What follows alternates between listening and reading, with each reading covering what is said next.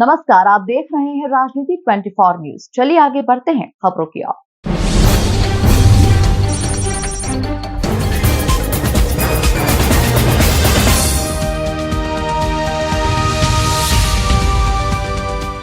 इंदौर के जेल स्थित तोपखाना में श्री जांगीड़ ब्राह्मण समाज पंचायत इंदौर के तत्वावधान में शुक्रवार को राजस्थान सरकार में नगरीय विकास तथा स्वायत्त मंत्री झाबर सिंह खर्रा ने भगवान विश्वकर्मा जी को माल्यार्पण कर जांगीड़ समाज बंधुओं को संबोधित किया।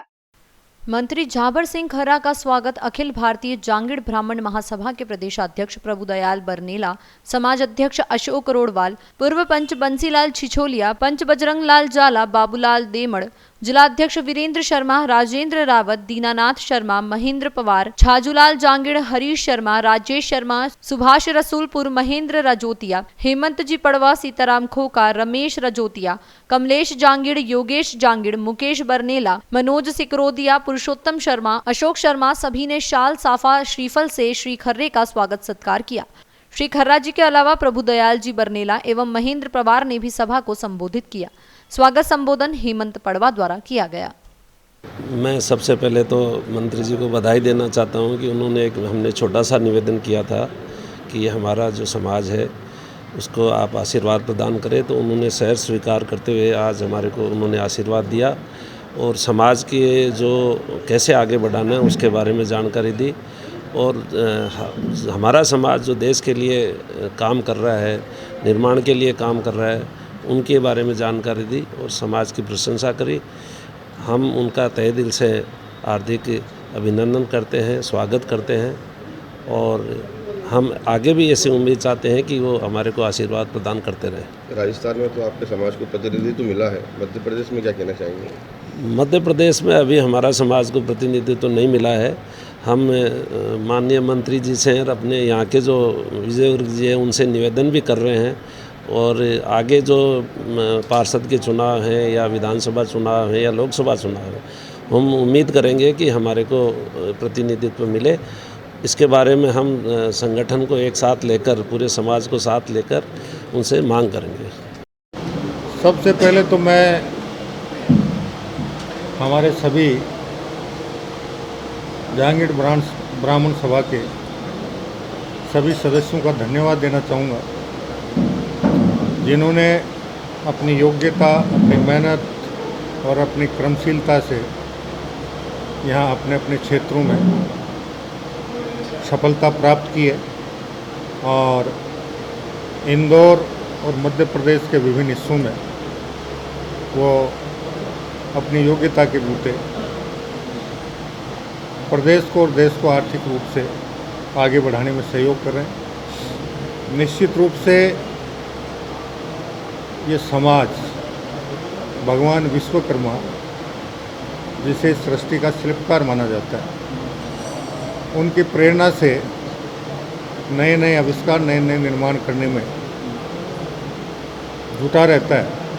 और उसी के बूते अपनी मेहनत, क्रमशीलता और योग्यता के बूते वो निरंतर आगे बढ़ रहा है। मैं इनके उज्ज्वल भविष्य की कामना करते हुए परमात्मा से ही प्रार्थना करूंगा कि वो राष्ट्र हित में सदैव अब तक जिस प्रकार रत रहे हैं, आगे भी रत रहें और राष्ट्र की और प्रदेश की आर्थिक उन्नति में अपना योगदान देते हैं। समाज के लिए क्या संदेश है? आज सबसे ज़्यादा क्या चीज़ जरूरी है समाज के लिए, आप क्या कहना चाहिए? देखिए, आज की तारीख में कोई भी समाज, हमारे सामने जो सबसे बड़ी चुनौती है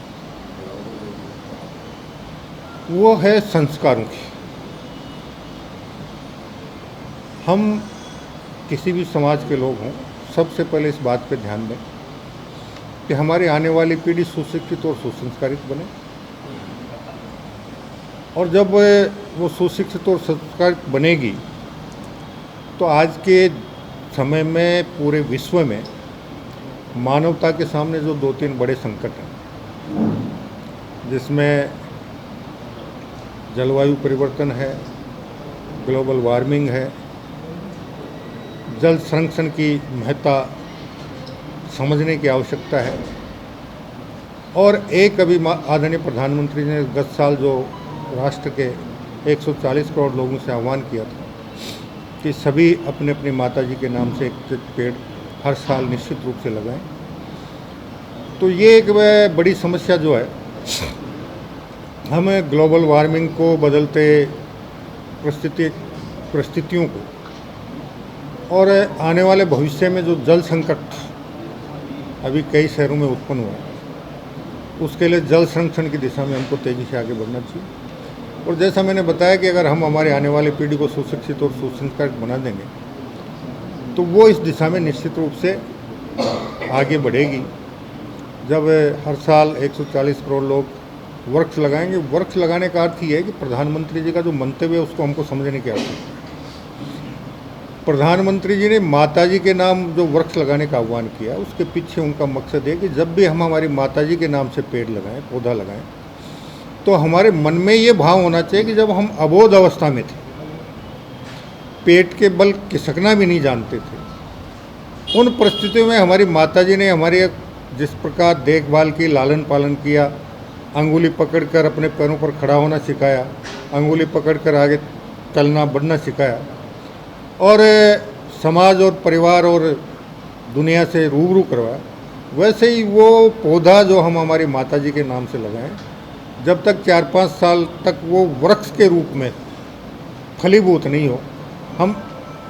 हमारे अबोध बचपन में हमारा जिस प्रकार माँ ने लालन पालन किया, वैसे हम उसका देख रेख करें, लालन पालन करें और उसके वृक्ष के रूप में उसको प्रणीत होने में मदद करें। इंदौर अब मेट्रो शहर हो चुका है, आपके नज़रिए में किस तरह से मानते हैं इंदौर को, क्या कहना चाहेंगे इंदौर के? देखिए, इंदौर माँ अहिल्या भाई होलकर का कर्म क्षेत्र रहा है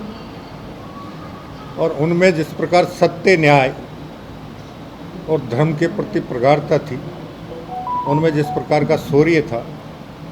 उसी के मुताबिक इंदौर का विकास होना चाहिए, जिसमें सत्य, न्याय, धर्म और शौर्य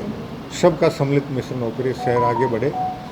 और यहाँ का हर नागरिक एक दूसरे से स्नेह और प्यार से रहते हुए आगे बढ़ाएं। और इससे 300 साल पहले माँ अहिल्याबाई ने